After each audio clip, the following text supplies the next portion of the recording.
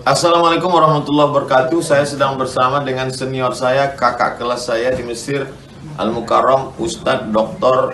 Damanhur Abbas. Nikmati kajian-kajian tausiah beliau yang bergizi, berkualitas di channel Ustadz Damanhur Abbas. Jangan lupa tonton, subscribe, like, share, and comment. Assalamualaikum warahmatullahi wabarakatuh.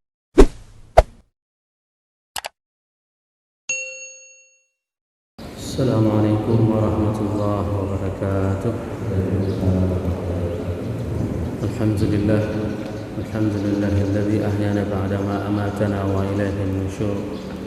Walhamdulillahilladzi khassana bi kitabin unzil wa akramana bi nabiyyin ursil. Asyhadu an la ilaha illallah wa da'watul haqq harisun 'alaiha wa awjaba tabsyiri biha. ولتكن منكم أمة يدعون إلى الخير ويأمرون بالمعروف وينهون عن المنكر وأولئك هم المفلحون وأشهد أن محمدا عبده ورسوله بلغ الرسالة وأدى الأمانة ونصح الأمة وكشف الغمة حتى أتانا اليقين ليلها كنهارها لا يزيغ عنها إلا هالك اللهم صل وسلم وبارك وأنعم على حبيبنا وشفيعنا وزخرنا ومولانا محمد وعلى أزواجه أمهات المؤمنين وذرياته وآل بيته وأصحابه أجمعين وجزى الله عنا سيدنا محمد صلى الله عليه وسلم وما هو أهله رب اشرح لي صدري ويسر لي أمري واحلل عقدة من لساني يفقهوا قولي أما بعد. Para asatiz yang saya muliakan, bunda yang saya cintai, Bapak Ibu jemaah salat subuh yang dirahmati Allah, marilah senantiasa kita panjatkan puji dan syukur kepada Allah yang telah memberikan nikmat iman kepada kita sehingga kita dapat melangkahkan kaki kita untuk melaksanakan salat subuh berjamaah sembari duduk beriktikaf di rumah Allah dan mengingat Allah, mengikuti kajian di subuh yang berbahagia ini. Semoga segala amal saleh yang kita lakukan ini menjadi amal pemberat mizan kita nanti di hari akhirat. Salawat dan salam mari sama-sama kita sanjung sajikan kepada junjungan kita Nabi besar Muhammad sallallahu alaihi wasallam yang telah mengajarkan segala aspek tatanan kehidupan kepada kita. Dalam beberapa hari lagi Rasul telah menjelaskan kepada kita semuanya, yaitu panduan bagaimana melaksanakan puasanya. Dan dosa besar yang akan kita bahas di subuh yang berbahagia ini berkaitan erat dengan pola bagaimana seseorang menjalankan Ramadannya. Oleh sebab itu jemaah yang dirahmati Allah, perbanyaklah berselawat kepada baginda Rasulullah sallallahu alaihi wasallam karena kita menyanjung makhluk yang paling dicintai oleh Allah. Bayangkan sewaktu imam tadi berselawat dan selawatnya itu menyatakan bahwasanya karena Allah juga memberikan selawat kepada baginda Rasulullah SAW. Sungguh luar biasa kalau kita menghayati selawat tersebut dan kita menghadirkan rasa, maka akan meneteskan air mata pada saat kita berselawat kepada baginda Rasulullah SAW. Sungguh kita tidak akan pernah berada di tempat ini kalau seandainya Rasul tidak pernah diutus. Hana ada tepupu dan nak pegat. Mungkin kita masih terkapar, mungkin kita masih dalam keadaan jahiliyah, mungkin kita tidak mengenal sama sekali siapa Tuhan kita. Maka sungguh luar biasa selawat itu, sehingga itu bentuk rasa syukur kita kepada Allah dengan menyanjung kekasihnya, dengan memuji kekasihnya, sehingga nanti di hari akhirat kita akan diberikan syafaat oleh baginda Rasulullah sallallahu alaihi wasallam. Semoga jemaah yang berhadir pada subuh yang berbahagia ini merupakan di antara umat Nabi Muhammad sallallahu alaihi wasallam yang akan diberikan syafaat oleh baginda Rasulullah sallallahu alaihi wasallam dan akan disuguhkan air dari telaga Kautsar dari tangan mulia tersebut. Allahumma amin. Bapak Ibu jemaah yang dirahmati Allah, pada subuh yang berbahagia ini kita akan membahas dosa besar yang ke-64, di mana dosa besar ini adalah larangan bagi kita untuk makan dan minum pada bejana, gelas dan cangkir dari emas dan perak, di mana Rasulullah SAW bersabda, "Wala talbisul harira wala dibaja ولا تشربوا في أنية الذهب والفضة ولا تأكلوا في صاحفها فإنها لهم في الدنيا ولكم في الآخرة. Sadaqallahul azim. Rasulullah SAW memberikan larangan kepada kita, dan ini sebenarnya tanpa harus ditanyakan kenapa, apa hikmahnya. Tunjukkan bagaimana keimanan kita kepada Allah dan Rasul tanpa jidal. Sebagaimana Nabi Ibrahim pada saat diperintahkan oleh Allah, Ibrahim, potong anakmu, sembelih anakmu. Maka Nabi Ibrahim tidak pernah bertanya kenapa, apa hikmahnya, tidak pernah. Karena ketaatan Nabi Ibrahim itu adalah taat tanpa syarat dan patuh tanpa batas. Hari ini pada saat kita mendengarkan sabda Rasulullah SAW, la talbasul harira walad dibaj, janganlah kalian memakai sutra ataupun kain yang sangat lembut yang terbuat dari dibaj, maka jangan pernah pakai. Kendati ada orang hadiah batik sutra, ya, mana tahu nanti jamaah ini kan salah seorang dari antara sekian banyak pejabat. Kalau udah jadi pejabat, udah banyak yang sedekah. Kalau udah jadi pejabat, percayalah banyak yang sedekah untuk kita. Kenapa? Dia mengharapkan sesuatu.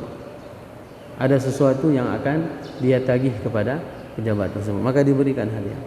Saya pernah melihat salah satu batik sutra itu harganya sekitar 30 juta. Dihadiahkan kepada salah seorang pejabat. Ditanyakan kepada saya, boleh nggak pakai Ustaz? Tidak boleh. Dan saya nggak minta, untuk saya aja kalau nggak.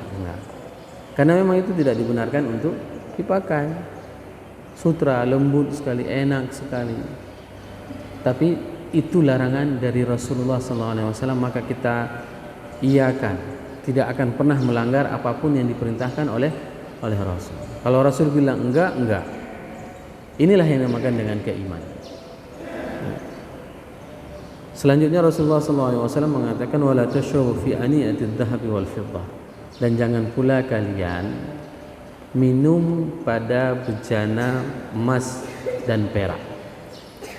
Wala ta'kulu fi sihafiha wala ta'kulu fi sihafiha, dan jangan pula kalian makan di piring emas dan perak. Jadi tadi konteksnya minum, ya, dan sekarang makan. Dalam hadis ini tidak disebutkan filter rokok dari emas dan perak. Nanti ada pula pendapat orang yang mengatakan filter rokok tidak disebutkan Ustaz, berarti boleh merokok. Ada yang mengatakan seperti enggak boleh juga. Karena sudah disebutkan dua ain, yaitu makan dan minum memerlukan kepada dua wadah. Ya, kalau minum di gelas, kalau makan di piring. Keduanya tidak dibenarkan menggunakan emas dan perak. Fa innaha lahum fid dunya wa lakum fil akhirah. Karena itu semuanya perhiasan tersebut untuk orang-orang kafir di dunia. Sedangkan kalian akan menikmati piring emas, ya, piring perak, dan gelas emas dan gelas perak nanti di dalam surga. Ini merupakan hadis yang diriwayatkan, yang disampaikan oleh baginda Rasulullah SAW. Sehingga pendapat jumhur ulama mengatakan tidak boleh. Nah, ada sebuah riwayat yang diriwayatkan oleh Ibunda Nafisah. Ibunda Nafisah itu istri Rasulullah SAW. Beliau itu mengumpulkan rambut Rasul. Dikumpulkan rambut Rasul lalu disimpan di dalam wadah. Ada bejana perak. Nah, setiap ada orang yang sakit, ya, maka Ibunda Nafisah merendam rambut Rasul itu dengan air. Lalu diberikan kepada siapapun yang datang yang sakit, dan insya Allah biiznillah orang tersebut sembuh. Nah, jadi ini para gure-gure semua jangan pernah buat praktek seperti itu. Nah, itu khususan kepada rambut Rasul. Untuk leh pengajiannya ya kau ulun, ya indram ke jajuk ke jemaahnya hang boleh. Ramah sakit jemaah. Kalau seandainya nanti ada orang bilang potong rambut ustaz beberapa helai nanti rendam dalam air biar saya kasih ke jemaah, itu bukan sembuh jemaahnya. bisa bertambah parah sakitnya. Karena itu khususan dengan rambut Rasulullah. Kenapa? Ada sahabat yang memang itu meminum darah Rasul. Ditanya sama Rasul, kenapa engkau minum darahku? Darah bekam Rasul itu disuruh buang, tapi sahabat tersebut meminumnya. Kenapa engkau minum? Aku kepingin tubuhku tidak terbakar dengan api neraka pada saat darahmu sudah masuk ke dalam tubuh. Coba bayangkan bagaimana mereka cinta kepada Rasulullah SAW. Darah diminum. Maka terkadang kita mengharapkan, ya Allah Tuhanku, bergerudah li Rasul. Tapi bukan diludahin dengan marah ya. Diludahin dikarenakan kasih sayang. Itu akan menjadi semua sembuh penyakitnya. Nah, ada beberapa, di antaranya cerita Merahsidu, Raja Malik As-Saleh. Kenapa beliau bisa berbahasa Arab, bisa baca Quran, bisa fasih langsung? Karena malamnya beliau ketemu sama Rasul dan dibuka mulutnya dan diludahi Malik As-Saleh tersebut, sehingga beliau langsung bisa membaca Quran. Beliau bisa berbahasa Arab. Maka kita menginginkan, ya Allah, bergerudah lama bahlung li Rasul. Supaya apa? Supaya saya susah sekali hafal Quran selama ini. Saya sudah tua, telat saya sadar, tobat saya telat. Mudah-mudahan saya diludahin oleh Rasul dalam mulut saya, sehingga saya bisa menghafal ayat-ayat ini, ya Allah. Nah, ini riwayat yang lain mengatakan dibenarkan kalau seandainya fiddah, kalau seandainya perak. Jadi ada pendapat kalau emas sama sekali memang tidak benar dibenarkan, tapi kalau perak ada riwayat yang mengatakan dibenarkan. Ya, dibenarkan mengkonsumsi di perak. Wallahu a'lam bishawab. Tapi apapun ceritanya, banyak orang yang mencoba mengkaji kenapa dilarang emas, ya, memakan dan meminum dari wadah emas. Karena itu adalah tafakhur, sombong. Nggak percaya? Datang nanti. Ini nggak usah emas kita cerita. Saya pernah mengalami di salah seorang rumah yang dia baru beli meja makan. Nah, pada saat saya tanyakan, wah bagus sekali meja makannya. Nah, dia bilang, ini meja makan ini 80 juta harganya. Coba bayangkan, meja makan 80 juta. Heboh rumah hogo. Satu meja makan dia itu 3 rumah orang lain bisa dibangun. Dia hanya meja makan, hanya untuk mengenyangkan perutnya. Nah, dan nggak ada orang makan sekali makan 18 piring. Paling sanggup orang makan sekali makan cuma 2 piring. Setelah itu beting perutnya, bisa pingkom gede. Nah, nggak ada kekuatan sehebat apapun orang. Nah, bangganya itu yang paling bahaya. Baru meja makan saja dia sudah bangga seperti itu, dia ceritakan. Dia panggil teman-teman yang lain, dia kasih nampak, ini meja makannya harganya sekian, toiletnya itu dibangun, klosetnya saja tempat duduknya itu sekitar 20 juta. Itu tempat duduk untuk buang air besar. Nah, hal-hal seperti inilah kenapa Islam melarang berbangga. Kalau dulu hanya disebutkan dengan 2 jenis ini, kenapa? Emas dan perak itu merupakan salah satu komoditas yang memang paling berharga. Hari ini apapun yang kita buat, ada rasa kesombongan di dalam diri kita, dalam jiwa kita, maka itu tidak dibenarkan. Berbeda dengan larangan memakai emas sama bagi laki-laki. Sama juga itu tidak ada. Kenapa laki-laki dilarang memakai emas? Ada orang yang mencoba menjelaskan secara ilmiah dan itu ternyata tidak benar. Laki-laki kalau pakai emas itu dia akan terkena sebuah penyakit. Ya, penyakit apa namanya? Ternyata setelah diteliti secara saintis tidak benar. Tidak ada penggumpalan molekul darah di dalam tubuh apabila seorang laki-laki menggunakan emas. Kalau perempuan katanya enggak apa-apa pakai emas karena dia punya haid, bisa mengeluarkan darah kotor. Enggak. Bukan itu maksudnya. Maksudnya apa? Dilarang bagi kita laki-laki itu untuk sombong. Pakai emas itu sudah sombong. Pakai emas itu sombong. Hari ini dipoles, tidak lagi kuning emasnya, ada emas putih, dibuat dalam bentuk cincin. Nah, dibuat dalam bentuk cincin. Tapi ada rasa bangga, ya, ada rasa bangga pada diri seseorang. Dan kami di olahraga tenis itu ada raket yang memang dijual itu ada emasnya. Gimana hukumnya Ustaz? Haram. Walaupun pakai di raket tenis. Raket tenis itu ada emasnya. Coba bayangkan bagaimana orang membuat seseorang itu berbangga dengan apa yang dipakainya. Jadi kalau kita udah pegang raket itu, tahu orang berapa harganya. Kenapa? Ada emasnya. Dan emasnya adalah emas sekian karat. Hati-hati misalnya juga nanti di stick golopnya. Ya, dimanapun yang ada emas pada saat kita memakaikan benda tersebut, ya, maka itu adalah sebuah larangan yang dinyatakan oleh Rasul kita. Hadirin jemaah yang dirahmati Allah, dalam hadis yang lain Rasulullah sallallahu alaihi wasallam bersabda, "Innal ladzina ya'kuluna aw yashrabuna fi ina'idz dhahab wal fiddah innama yujarriru fi batnihi nar jahannam."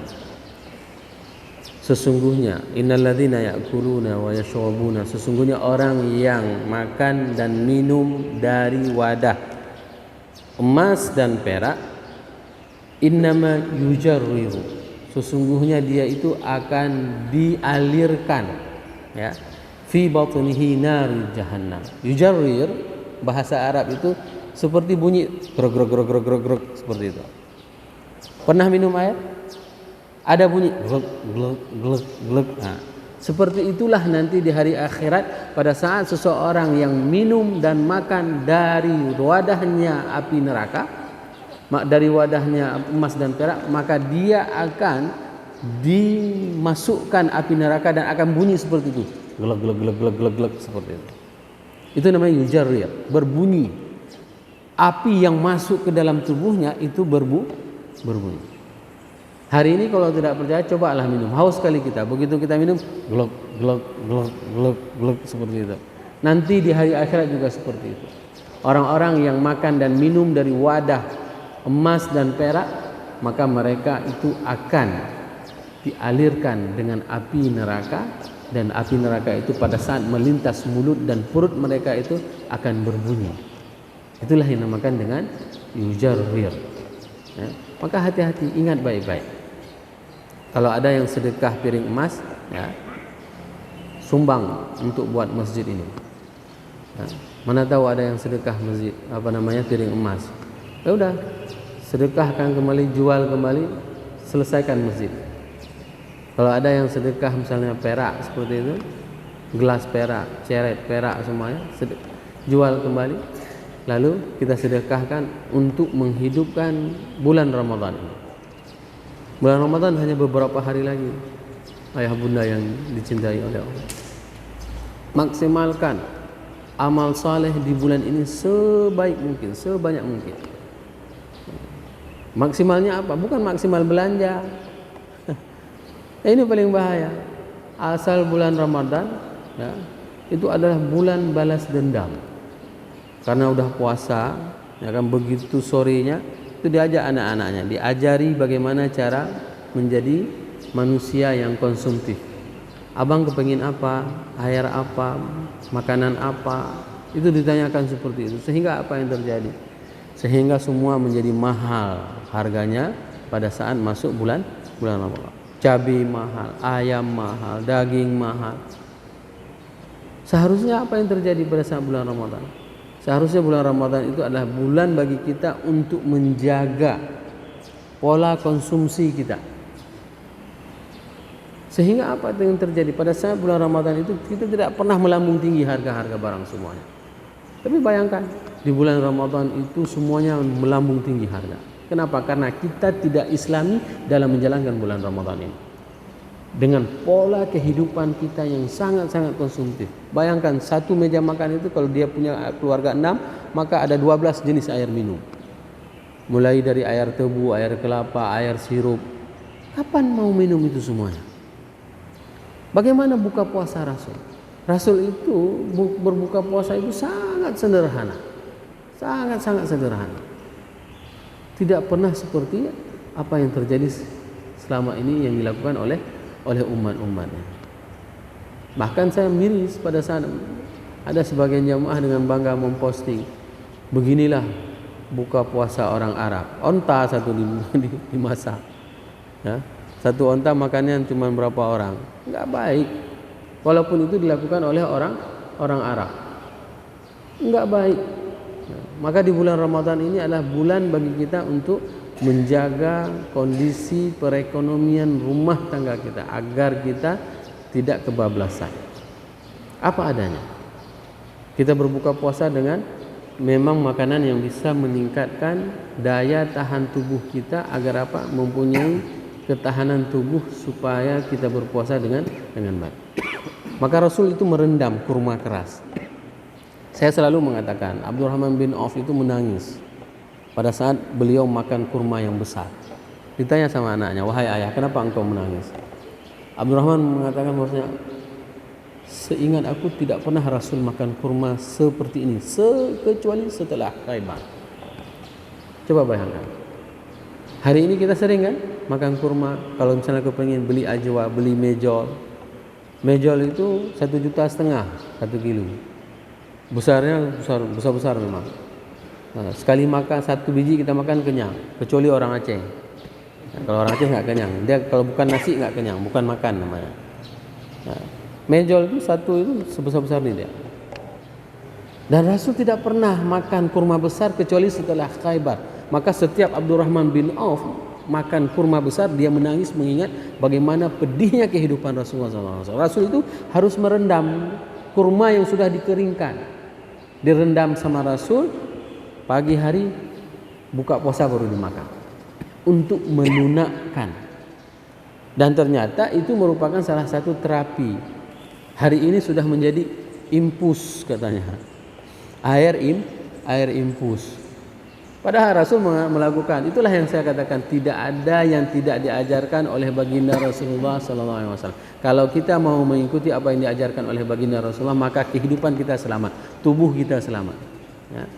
Tubuh kita selamat. Hari ini berapa banyak orang-orang kita yang terkena diabetes? Ya. Kenapa? Karena pola konsumsi kita yang tidak baik. Khususnya orang Aceh. Orang Aceh paling sering terkena penyakit diabetes karena pola konsumsi. Makan daging kambing dengan berbagai macam rempah-rempah, dengan berbagai macam bumbunya, ditambah dengan santan, sehingga begitu dengar daging kambing sudah naik darah, belum makan. Dengar daging kambing sudah naik darah, padahal itu adalah makanan Rasulullah. Kambing itu adalah makanan Rasul. Tapi cara memperlakukan kambing itu yang harus kita belajar. Oleh sebab itu, Bapak Ibu jamaah yang dirahmati Allah, hindari dari mengkonsumsi di wadah, ya, piring maupun gelas emas dan perak. Kenapa? Karena itu adalah perintah dari Nabi kita. Jadikan perintah itu adalah sebagai bukti kecintaan kita kepada Allah dan kepada Rasulullah SAW. Semoga apa yang saya sampaikan ini bermanfaat kepada diri saya, dan saya mohon maaf karena selama Ramadan saya tidak membersamai Masjid Darussalam ini karena saya akan melakukan umrah full Ramadan dan kembali nanti setelah Lebaran. Mohon maaf atas segala kesalahan saya mungkin dalam penyampaian kajian selama ini. Billahi taufiq wal hidayah. Assalamualaikum warahmatullahi wabarakatuh.